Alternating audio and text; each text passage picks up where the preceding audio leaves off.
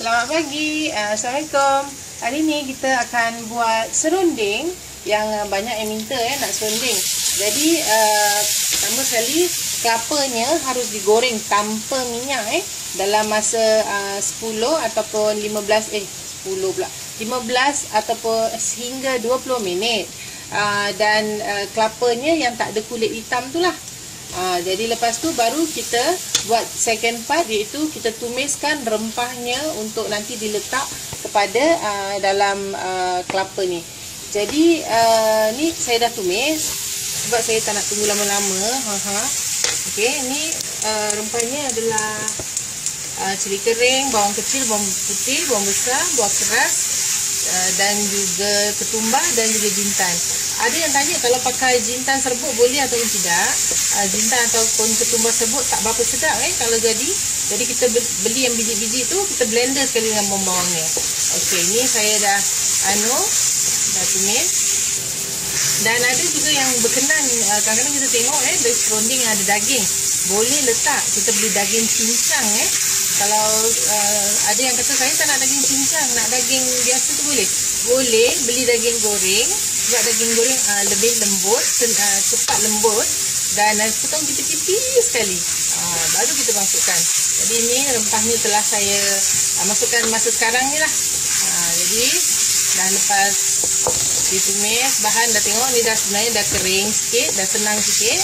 Okey, kita masukkan air asam. Okey, air asam tak payah besar lah, kita masuk gini. Okey, kita masukkan daun-daunnya, daun limau dan juga daun kunyit. Okey, kita masukkan sekali daun, dan kita masukkan juga garam. Bismillah.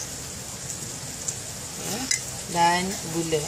Gula selalu kalau serunding rasanya masam-masam, manis-manis, pedas-pedas kan. Jadi kita masukkanlah dalam 3 sudu gula. Garam pun secukup rasa lah.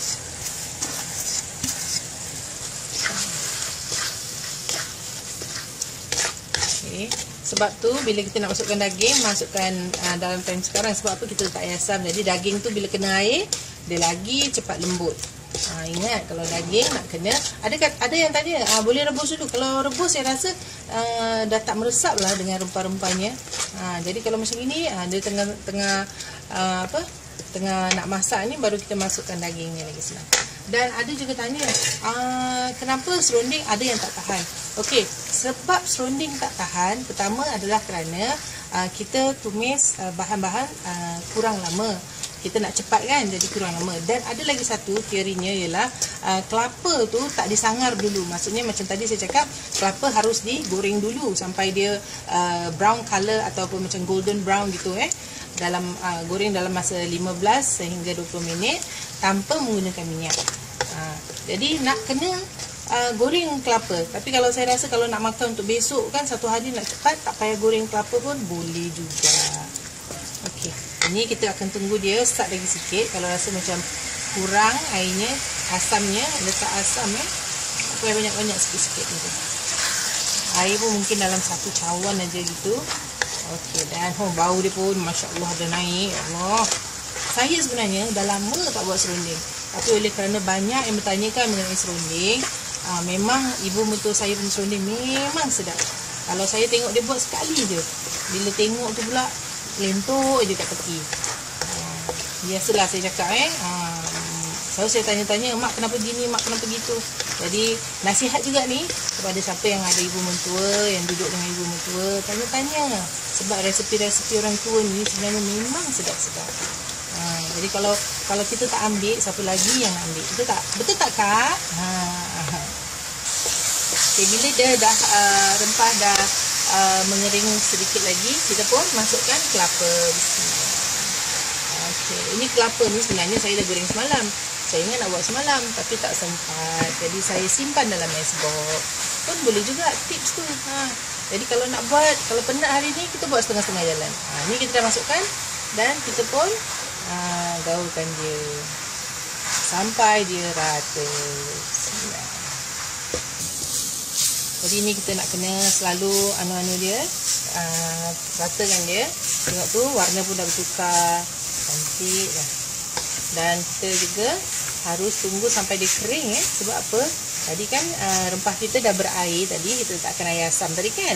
Jadi kita nak tunggu sampai dia kering dan baru kita boleh offkan api. Okey, tengok dia dah kering pun. Beginilah dia. Serunding. Senang nak buat. Cuma take a bit of time because nak kena goreng kelapa 2 kali. Tapi senang. Jangan cakap alah serunding leceh. Sebenarnya senang sangat nak buat.